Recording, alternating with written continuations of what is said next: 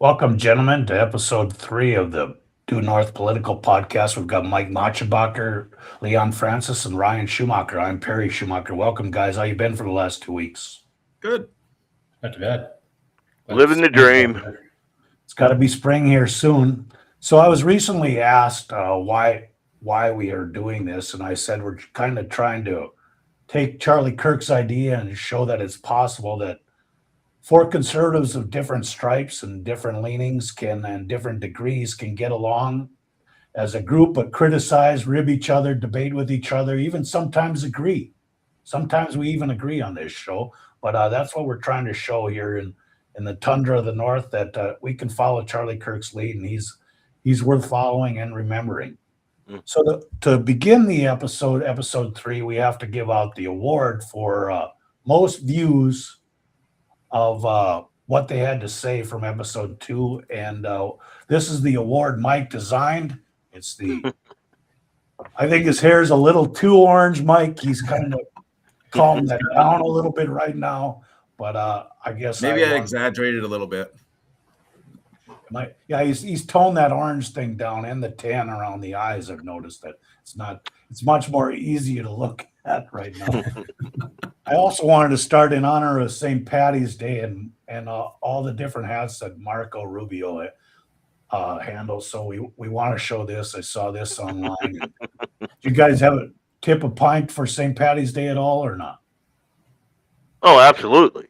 Leon, are you Irish? I'm black Irish. Okay, I like a pint of Guinness every now and then. Nothing wrong with that. You're supporting Perry's brands that way too. I appreciate that. No problem. I aim to please. It was pretty busy in downtown Fargo, so I think, especially on that Saturday, the weather was fairly nice. So St. Patty's Day has come and gone. We start the show with what we call My 2 Cents. And here I ask a question. Everybody gives their answer on the same question. The question tonight is, United States celebrates its 250th birthday in just a few months. Trump promises for it to be a major celebration across the entire country. I'm excited to actually see it. During the Olympics, we saw this from many of the people on the left. This was a post from the Huffington Post. Basically, guys, the left breaks out in hives if our flag is waved too often. Patriotism is just not in their vibe. As the old Mission Impossible show opening used to say, your mission, should you accept it, how do you think it's possible for the left to celebrate our 250th birthday? Or is it even possible? Let's start with Ryan. What do you think? How's the left going to celebrate in a few months our 250th birthday as a country? It's hard to believe we've been around that long, but I guess there's many countries that have been around longer. But first, I wanted to say that I loved the rebuttal that Jimmy's Seafood, famous seafood, had to that Huffington Post article or the tweet that they had. I don't know if all of you saw that or not, but it was pretty funny. But let me start off by saying that I think that every time someone on the left sees the American flag, they seem to have a reaction like Superman does to kryptonite or that vampire does to light. I'm sure if we were all waving our pride flags come the July 4th or Palestinian flags or Ukrainian flags or whatever the flag du jour of the day is, we'd be the greatest thing ever to the left. But The left is more about projecting to others than they are for the cause of the day, rather than actually making sacrifices for the things they believe in. Like you said, Perry, back on the first show, the left loves illegal immigrants, but they don't love them enough to take them into their own home and pay for all their needs, rather than sticking us taxpayers with the bill. It's a shame that the left doesn't celebrate all the things that make America great. Their overriding feeling is not of admiration of America, but one of guilt and oppression. But getting back to the topic of the 250th birthday of the United States, I'm guessing there will be additional No Kings marches across the country, that various events that emphasize the systemic racism that the left feels perpetuate in this country. And I'm sure there will be many protests happening in the DC area as well around the main events there. But it all comes down to the Trump derangement syndrome on the left. He was never supposed to have been elected in 2016 and defeat the coronation of Hillary. He was never supposed to have survived the egregious prosecutions of him in order to be able to run again here in this past 2024. He was never supposed to have survived the salt in his life from 2 failed assassination attempts. And he was never supposed to have won again here in 2024. Every one of those things drove the left further into their TDS syndrome. And so everything that the man does now, the left has a problem with. That is why they'll have a problem with him, protest anything he does to celebrate the 250th birthday. I mean, it's going to be a great time, but it is what it is from the left. Can you imagine a 250 celebration at, let's say, Mount Rushmore, and then outside the celebration they're going to have a protest? Yeah. The guy could cure cancer and they would protest. Mike, what do you think of that question? What do you think is the possibilities? July 4th, only 3.5 months away. Well, I think I kind of hit this a little bit on our last podcast here, but I really don't think the entire left is going to lose their mind. It always seems to be, that the far left that grabs the most headlines, but I really don't think they represent 100% of Democrats. And I'd say it's 30% of the fringe left. They're definitely going to be out there protesting the 250th anniversary. But I do really think there are several reasonable Democrats that represent the majority of the left. And I think that is proven by that poll we talked about. I believe that was in the last show too, where even 70% of Democrats supported voter ID laws. So I really don't think, 100% of the Democrats are going to be out protesting, but for sure you are going to see large protests out there marching in the streets, and while we're celebrating, they're going to be complaining. They're not the loudest ones. The majority of, or on the left that you speak of, they're not the loudest ones, so they're not getting the headlines. Correct, right? Exactly what I'm trying to say. I wish they were the louder ones. I'd have more confidence in the country then if they were the louder ones. What do you think, Leon? Well, to kind of piggyback on Mike and Ryan, I agree with Mike. The fact of the matter is we have a lot of Democrats in this country who love this country, and they have policy differences. They have personality conflicts, especially with Trump. And unfortunately, they will be overshadowed by the media, who will absolutely amplify all of the fringe left. That's what they're going to do. If folks that follow me, they saw that I received a message from a liberal friend of mine, a white guy, and he asked me what was so great about America, because I'm a MAGA guy, and he's like, so what time period would you put on that? When was America great? You being a black guy. And I'm like, and this is what they're going to do. They're going to point to our legacy of slavery, but they're going to completely dismiss the fact that over 500,000 white guys died to stop that. So our country had flaws, fought those flaws, overcame those flaws, and became a beacon, the beacon that every breathing person on the planet wants to get to. And they reject that. So you're going to have the people on the fringe, the people on the left talk about women's suffrages and slavery and things like that. They're going to talk about, well, we're on stolen land, and those voices are going to get amplified. But I believe the majority of America is going to celebrate with Trump, with people like me and you and Mike and Ryan. They're going to celebrate because we love this country. We like big, flashy things. We like fireworks. We like the fact that we've been here for 250 years and we're the baddest boys on the block. We love all of that. And I think it's going to be a good show. I can tell that you guys don't share your homework because everybody had a different take on this, and I really appreciate that as answers that you weren't checking each other's notes. I'm going to take a different angle, so I'm going to plan like Mike says, the 15, 20, 30, 25% of the crazy left. This is how I would plan my day. Okay, let's see what you guys think of this. First of all, I'd invite Bernie Sanders. Let's say this is downtown Fargo. Okay, we invite. This is in Bernie Russia. Sanders. We have a place where you can turn guns in for money. You gather a few groups to have them break into a few churches. Maybe you have an Olympic-style parade where everybody brings a flag of their own country. You know what I mean? That way there's not too many American flags. We have a mobile abortion van. Maybe a caricature artist in the corner that does evil themes of the devil within the caricature that they create. And then, of course, you have a contest for the best destruction of public property. Now, that would be an event. Yeah. You got a dark turn of mind, sir. Well, last week we started the Due North Travel Agency, and now it looks like we're going to have Perry leading the Due North events coordinator. We're going to have to expand here. For your local city or small town. I'm great. I don't make floats though. The floats I couldn't come up with an idea, but there'd be some interesting ones.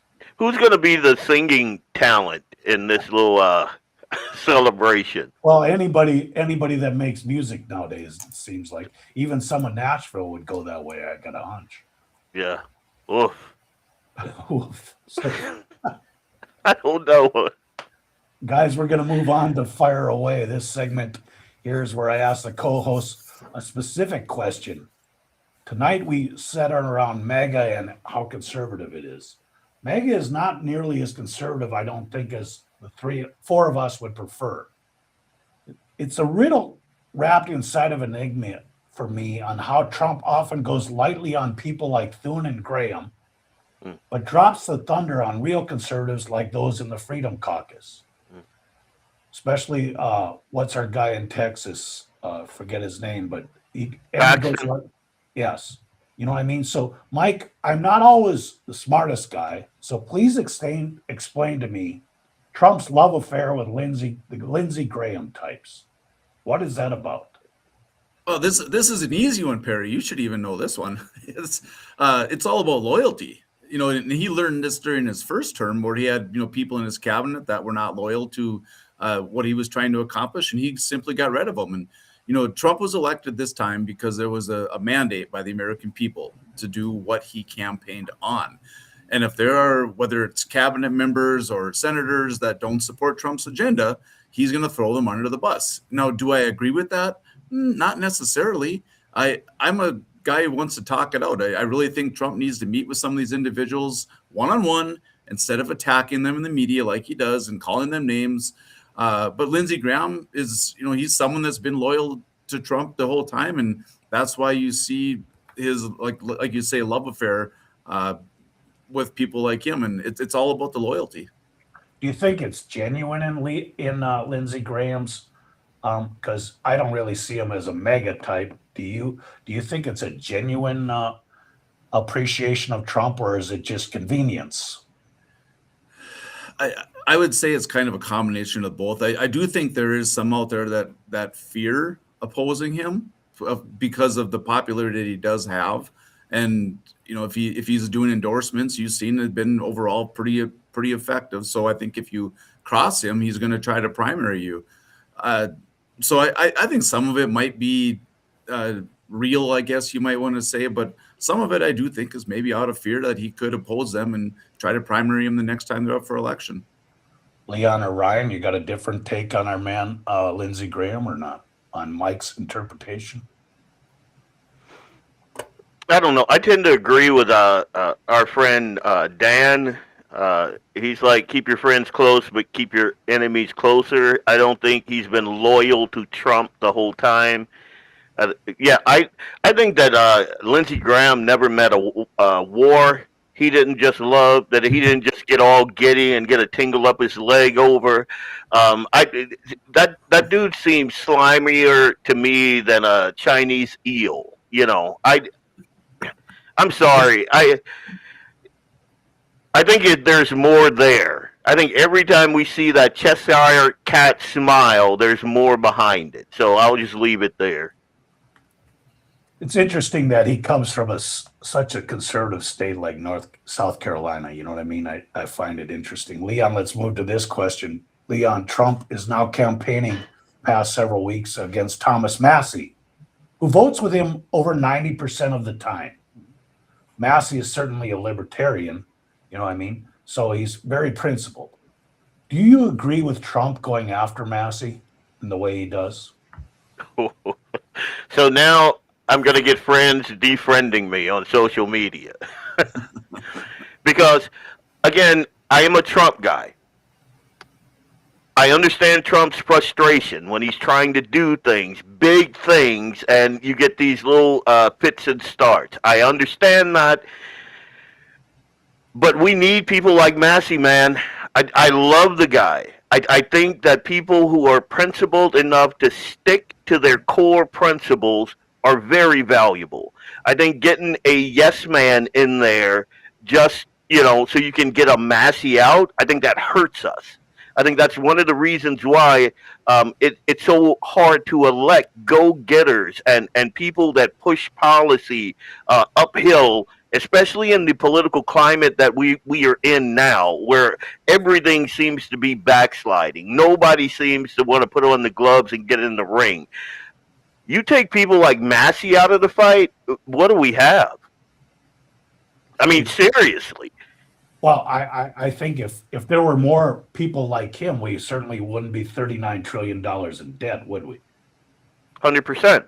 Now, I saw the other day, we went up $1 trillion from 38 to 39 in 140 days. Gentlemen, less than half a year. That interest sure does compound. Pardon? That interest sure does compound. Yes. And they say $69 trillion in debt will be the number in 9 years. So this is where I'm much more conservative than Donald Trump is. Yeah. And we need more Chip Roys and Thomas Massies, people like that. We wouldn't be in this situation if we had more of them. Now, are they going to vote their principles and not always with Donald Trump? That's for sure. And I guess that's what bothers Trump. He just wants yes men. But if you take just what you said, and I understand that Trump is a big picture guy. We all got to, kind of put that. So when he's looking at a thing, he's looking at angles that we are not seeing. When I look at like our budget, our country, and that sort of thing, I see it through a Thomas Massie type, visage. We are in debt, dude. And it's not by a tiny amount. And like you said, we've just gone up $1 trillion. And I don't see anyone trying to rein that thing in. Because when that thing comes calling, it's going to be huge. And I think people like Massie sees that, and that's been his thing the entire time. Fiscal conservatism, leaning towards libertarian. I cannot stress enough that I do not agree with Trump, supporting a primary over him. And I hope that the guys in Kentucky 4 realize how valuable Massie is. And I know a lot of my friends I can see right now, I like Massie and Paul, but they're totally inflexible. They're like steel. They need to bend a bit man, you want people with steel in their spine to stand up for the things that you believe in, or we're going to end up calling our little boys little girls. That's how it happens. We talked about it before in past shows. Sometimes little wins are favorable too. And, our group here, us four guys have known each other since 2008, 2010 period. And we talked about, was it 20 trillion at that time maybe? And we were all worried about it. Even Rush Limbaugh, before he passed away, said, I used to be worried about this debt stuff, but the number never seems to come calling. It seems to be able to grow, and we just keep going on. Ryan, you just mentioned interest rates. I think that's the big thing of the past few days, why Trump has been playing yes, we're going to end the war. No, it's going to go, because the bond market, they can't have it, as I read it, over 4.5% because the interest rate on that debt is just too much to handle. And so he plays with that. But I don't know, $69 trillion in debt and not having any repercussions. It doesn't, what would my God, I don't even want to calculate. I'd have to use Excel to calculate what the interest payment would be on 4% on that. Ryan, maybe you're good at that, but you could probably do that out of your, but those are some big numbers. Yeah. One of the viewers just posted there too. It says, do you believe it might be necessary to endure some pain in order to reap great rewards? And that's actually, exactly what I mentioned a little bit last time. Is that why I think both parties, everybody in DC sees the problem that we're so far in debt, but we're going to have to endure some pain to get that down. There's going to be less services, and I don't know if either party wants to be in charge when the voters start feeling that pain. So it's going to have to be a combined effort. But say that again, Ryan. I said that doesn't get you reelected. Bingo. Correct. Well, what about the fraud? How about we just chip away at that thing? That's like the 5 billion pound elephant in the room. How about we just do that thing?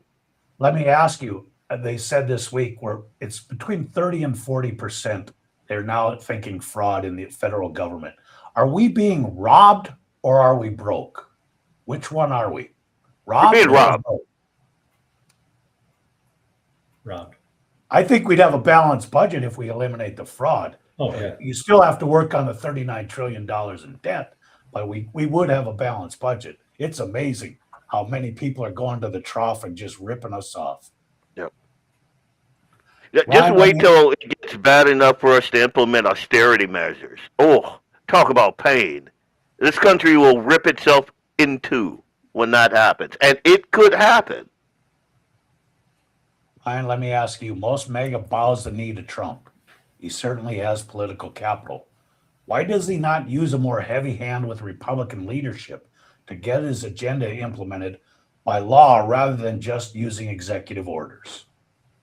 I think there are a couple of things that play here between Trump and the legislative side in DC. Trump likes to start off using the heavy hand with a bunch of threats, but what he's really looking for is a deal. He's the king of deal making, or he feels he's the king of deal making. It's like his first book, it's The Art of the Deal. That's what Trump's been doing his entire life. And so we saw that with the tariffs when he originally slapped large amounts of tariffs on other countries. He just wanted to get them to the table. Once he received some concessions from them, the tariffs went down. So that's all Trump's looking for is a deal. But I think that he tries to take that same type of approach with Republicans in the Senate and the House. But we all know back, and I think it was Leon that alluded to this earlier, back in 2016 when he was first elected, there were a lot of Republicans working behind the scenes to undermine him. They never really liked him. I don't think they like him now to this day, some of them. He wanted to disrupt the natural order of things and still does, but and they will use Trump when they need to get their endorsement, because when it comes election time, without that mega coalition, a lot of these Republicans wouldn't get elected. They're just the legislators, Republicans and senators and representatives. They're just trying to bide their time over these span of 12 years with the 4 in the middle. But, a lot of senators think I only have to deal with the president for 8 years at most. I'm going to be here 12 years, 18 years, 30 years until I die while I get rich off the system and the taxpayer's dime. Why would I want to jeopardize what I have to vote on something controversial, even if it's an 80-20 issue? Trump does need to be more heavy-handed. Like I said, he's only here 8 years, so he needs to have more of that approach. he likes to speak loudly, but he doesn't carry that proverbial big stick. And in some instances he does, but most of the time he backs off. But the whole thing with Congress and Republicans and Democrats reminds me of a time when I worked back at Target, and it was when first Amazon was becoming big, and they didn't have places all over the country like they do now, but they were shipping from their only few warehouses they had across the country. So they didn't have to charge sales tax, but Targets and the Walmarts of the world and other retail businesses were like, well, they can sell it for cheaper because they don't have to collect the sales tax. We got a brick and mortar store here. They don't, when I worked back at that time, when I worked back at Target, some of the executives there and other retail leaders across the country went to meet with congressmen on Capitol Hill, and they, had meetings with both Democrats, had meetings with Republicans. They came out of those meetings like each party agreed, yep, we need to get some type of reform. We need to fix this issue with Amazon, how they can charge sales tax or don't have to charge sales tax. You do. It's an uneven playing field.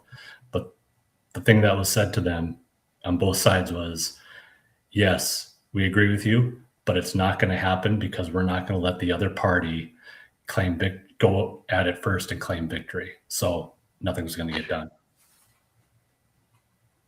Guys, what do you think? I mean, look at the TSA thing here, right?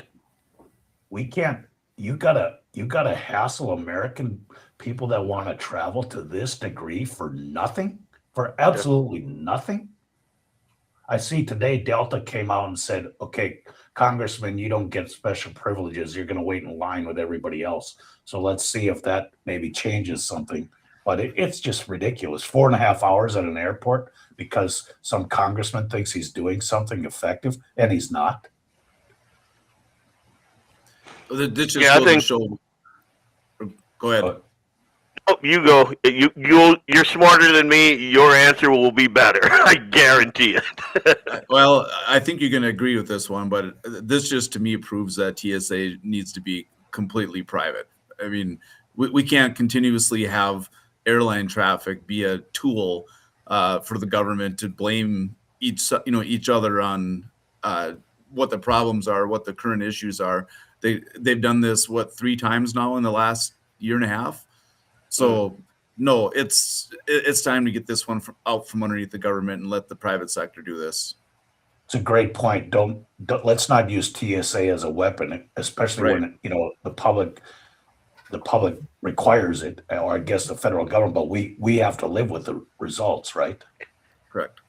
I think a lot of things that we do should be decoupled from the government. Like I saw that Elon Musk wanted to pay the salaries, but he can't do that because there's a bureaucracy there. The government is involved, so Elon Musk can't just go into his pocket and say, here you go, here's the salary for all of the TSA workers. He can't do that because government is in the way. That's the problem. The other thing is, when you look, we're shortly after the baby boomers, Gen X, but you look at millennials and people like that, and if you've got Congress trying to give reasons why we can't pass the SAVE Act because of this procedure or that procedure in the United States Senate, you've already lost the argument, right? I mean, the young people are going to go, what are you even talking about? You can't pass this when it's 80-90% approval rating because of some procedure? You're losing. You're losing then. Yeah, I've had a couple of discussions with the ICE raids in Minneapolis, and it kind of touches on what you were talking about right here. Like black folks in the ghetto, if the cops were coming into the ghetto to get Tyrone down the street because he was, selling drugs and he had a warrant and, that whole thing. And folks got out there and started yelling, hey, Tyrone, the cops are coming, yada, yada, yada. Everyone that interfered would be arrested. So when I look at things like what happened in Minneapolis or at the airport today, where people are actively, getting in there and mucking up the works, I think, wait a minute, why can't they just do something about this thing? And when you mention that about like young folks on an 80-20 issue, they're like, wait a minute, we have to do X, Y, and Z to just do this little piece of common sense thing here. That has been my mindset for like, I don't know, 10 years now. Why are we letting 20 million people in here? Why are there 100,000 Haitians and North Africans underneath that bridge in Texas, and our federal government under Biden forbade any drones from taking pic? Why are we doing that again? And no one in our government can do anything about it? That's a problem. We're being played, man. We can just talk about it a lot.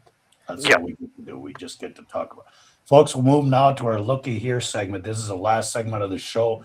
Each of the guys here, the co-hosts, we try to find something online that we passed our vision. We noticed it on things we see on social media and maybe you missed. So we want to bring them to your attention. We call it our Looky Here segment. We're going to start with Leon. Leon, what is your Looky Here segment about? Well, Afro Man, pound cake. Oh, sorry. Wrong one.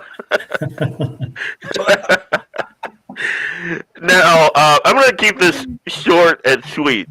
Unlike Afro Man, this dude has viral videos for 3 years. He wins this lawsuit against the police because they raided his home erroneously. They kicked at his door. They caused a lot of mischief. I think his security cameras in one of the rooms were cut by this lady. And I had no idea who this dude was before last week. Like, no idea. And then people started sending me all of this stuff. And I'm like, who the heck is Afro Man? And so I started digging into it. And I'm like, oh, okay. And then I had to put on my conservative hat, my MAGA hat, and I'm like, so why would this guy, because his songs are really raunchy. Like, if you got kids in the room, you don't want to play them with the kids in the room. I'm going to tell you that. And he turns me off completely. But this is a win. And I'll tell you why. It's a massive First Amendment victory. Like, he used his own home security footage of this raid, and he made fun of the cops.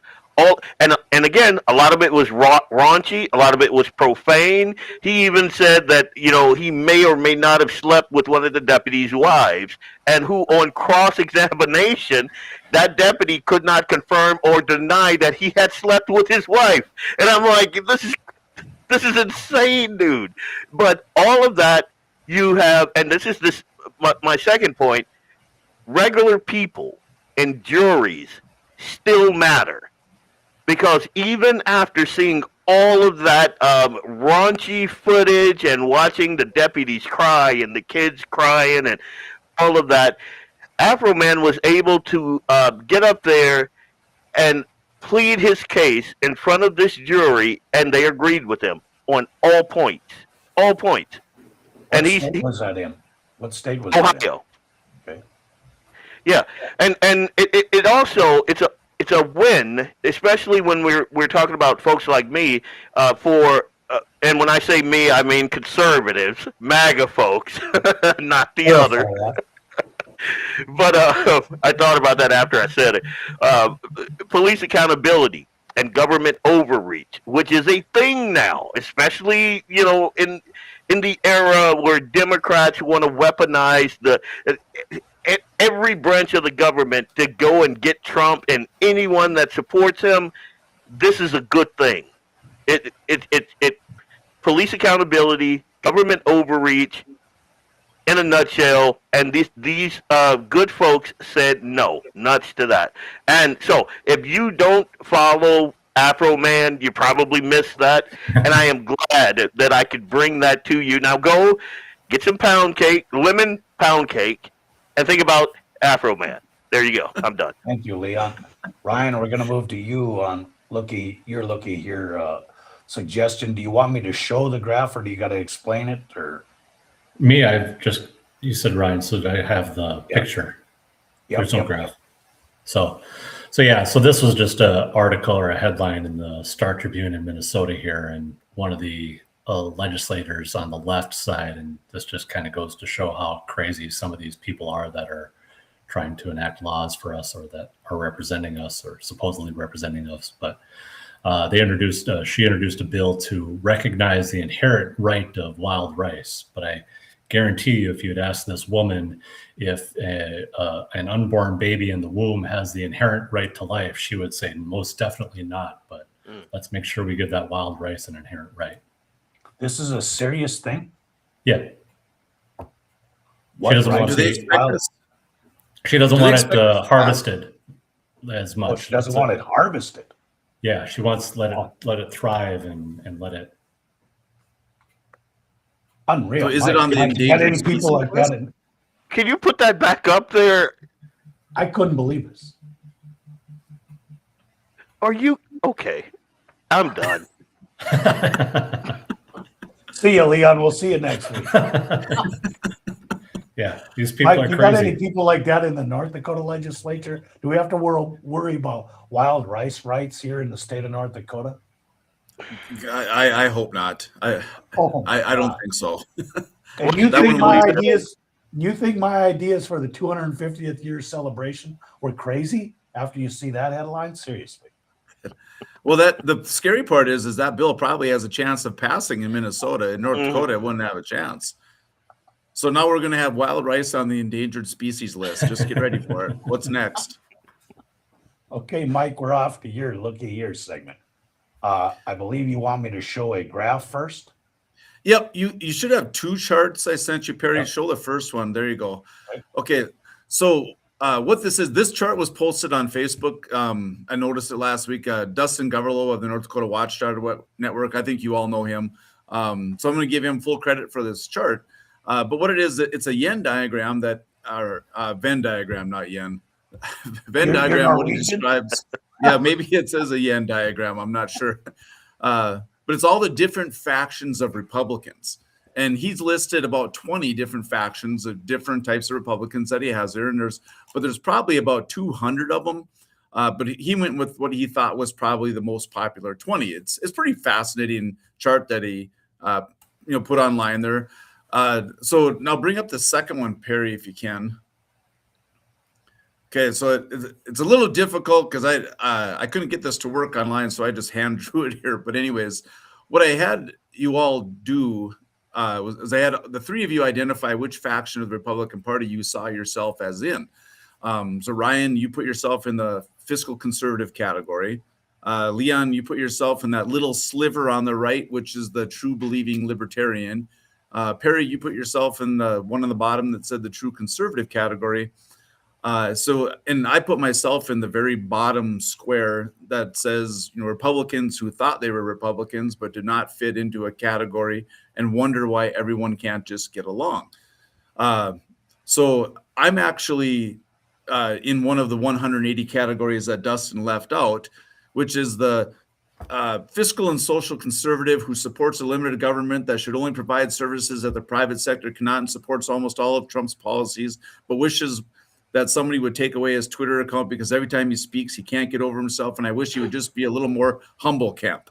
That's where I'm at. And maybe Dustin just couldn't get that one in one of those little circles, but that's kind of where I'm at. But It would be a little difficult. you think so? Well, hey, I've known Dustin for a long time. He's pretty talented. I think he could pull it off. But the point I want to make in this chart is this. So as you can see on the left side, I drew a black line on the left of each of our charts there. So even though all four of us are in different factions of the Republican Party, there's a common denominator for all four of us. And that is the fact that all of us are on the right side of that line. And this means we are all on the same team.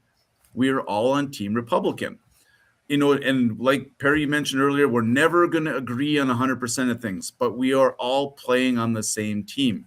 And we realize that our goal is victory, and our opponent is whatever is on the left side of the dark line.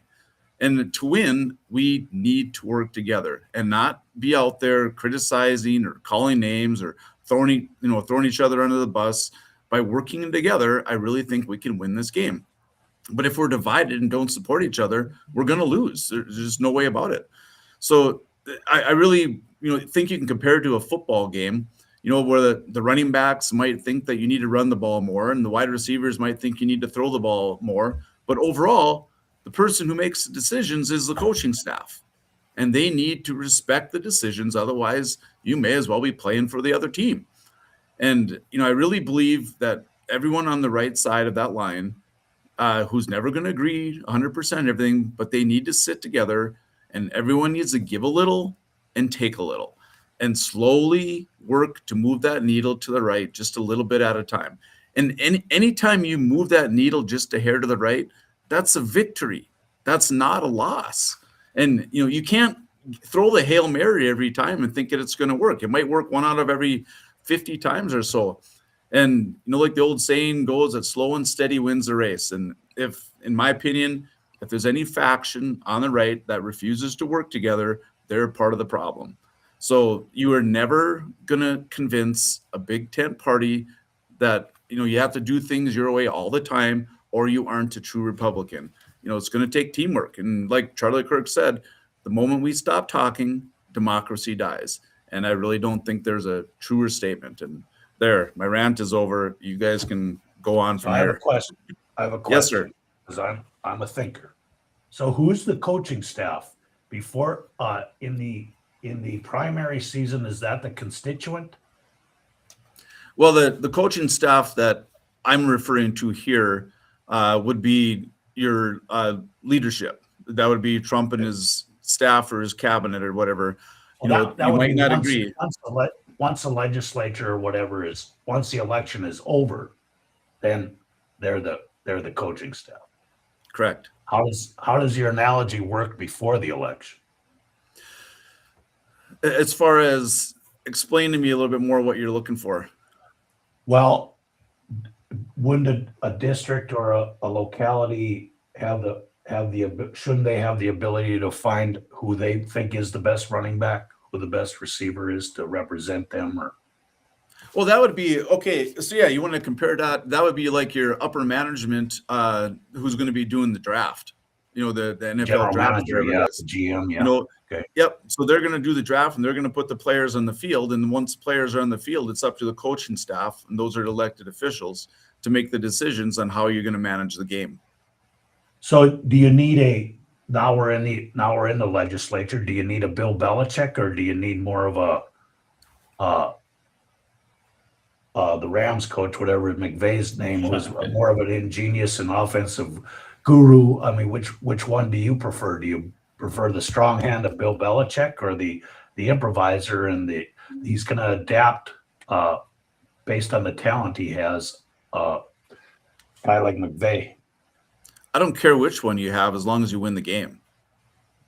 That's Amen. the short answer to it. And I just want to make the point. I don't agree with you 100%, but folks, as Charlie said, the other side is trying to shoot us. They shot Charlie. Small wins mean a lot, and we always have to remember they're the enemy. They are the ones that have to be defeated. In the end, they have to be defeated. And then we have to play together as a team to win a championship. And there's lots of ways to win a championship, right? But only a few coaches are able to do it. Correct.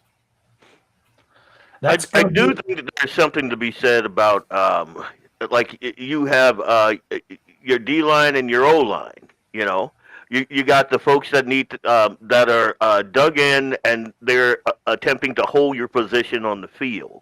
You also got folks out there that want to advance your position on the field, and I think a lot of times those two coordinators, like if we're talking about the NDGOP, we're talking past each other. Like, I don't know if that comes across, but like, I would be a D-line guy. I would play defense. I'd hold the position. I'd make sure that all their crap isn't, they're not going to, make a field goal or a touchdown or anything like that. I'm holding the line. and then I see my offense get out there and just screw up everything I just did. And you're like, hey, who's on the O line? What are you guys doing? All I want to do is hold the line, dude. Or the offense. Can't you just run a play? Can you gain a yard? Give us something, So that's an interesting. It kind of segues into what I have to show as my looky here. So you guys are all familiar with Tucker Carlson, right? Here we go. Yep, here we go. Tucker Carlson, to me, was must-see TV for the years he was on Fox. That first opening dialogue was as important a TV as you could find. This is a Grok did a search. Steve Deace had Grok do a search. We all know what Tucker's up to since Charlie died, and it's not any good.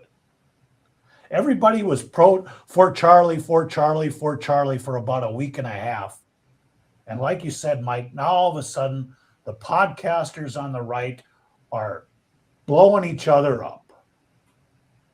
This Ask Grok, has Tucker mentioned in the year 2026 anything about the SAVE Act?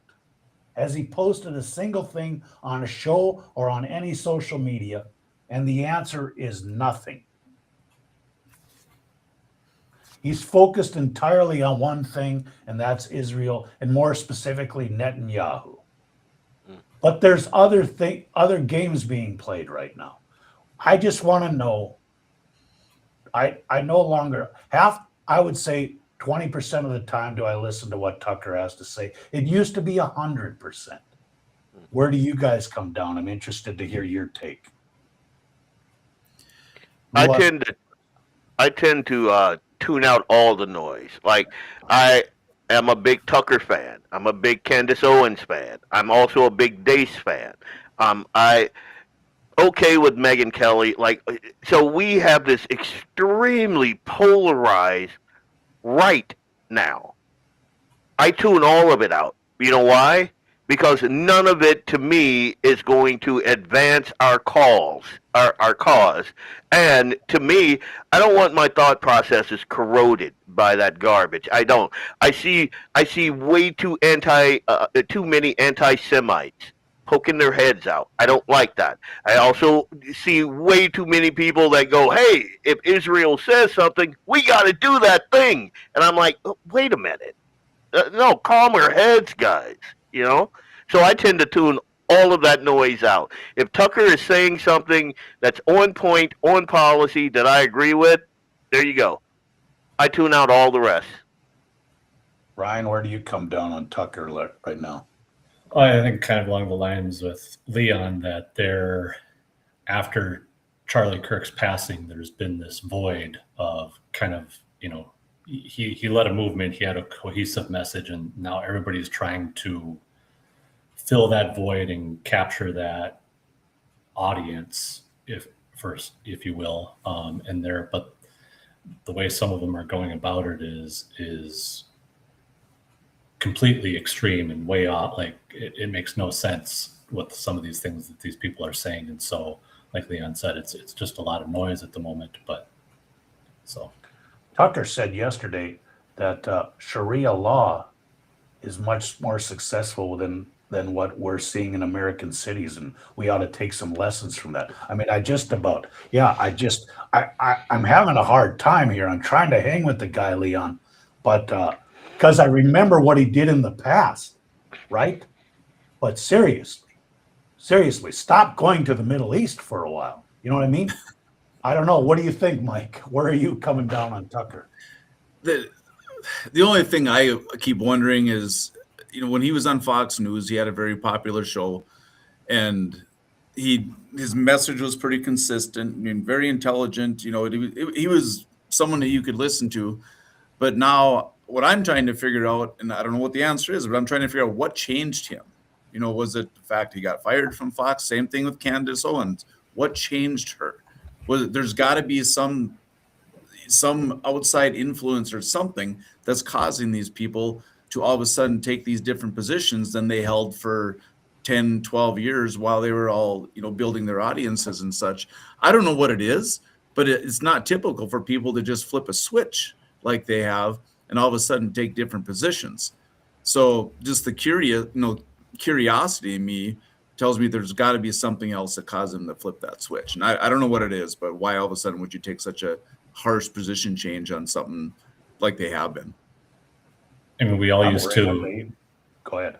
I was just going to say we all used to listen to Keith Olbermann back on Sports Center in the '90s with Dan Patrick, and he's kind of gone off the deep end here in the last decade or so. So sometimes it just happens. I'm all for different points of view, but my God, if we're recommending Sharia law, you've jumped the shark, and I don't think I can go there. But let Tucker be Tucker. We're gonna find out sooner or later. But like Leon said, they're blowing each other up, and evidently Charlie was the only guy that had the ability to keep this coalition together. You know what I mean? And without him, there's a vacuum, and everybody's trying to fill it. But you just act like grown-ups and remember what the battle is about. You know what I mean? These digs about micro penises and this and that. I mean, it's just all over the place. It's juvenile from adults. I can't believe it. I actually can't believe it. It's a testament to the character of the man, though. It's like Perry, you're a father. Your kids, they think that the house is running smoothly because everybody's just so great.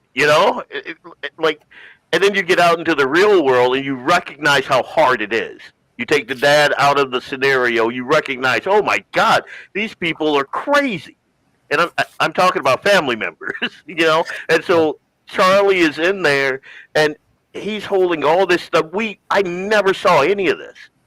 None of it. So it blew my mind when I started seeing all this garbage. I had no idea it was floating out there. Mike, I wonder if you're almost down the right path. Maybe they always felt this way about each other, but they kept it private. You know what I mean? And now somebody fired one across the bow, and now it's Katie, bar the door. We're gonna air this all in public. I think when you have that type of carry, people listening to you by the millions, you got to keep some of this behind the scenes. You know what I mean? And you just don't air all the dirty laundry to the public. Mike, Well, do you guys remember? I'm going to call you after this show and rip you a new one, but I'm not going to do it on here. Do you remember several years ago when Sean Hannity and Alan Colmes used to have their show on Fox News, but called it Hannity and Democrat? And Sean, Shows you how old you are. What I think. Shows you how old you are. Yeah. It was 12 years ago, whatever it was. Opinion was the best format because Alan Colmes wouldn't let Sean Hannity go off on a rant. He would fact check him on things, and then vice versa.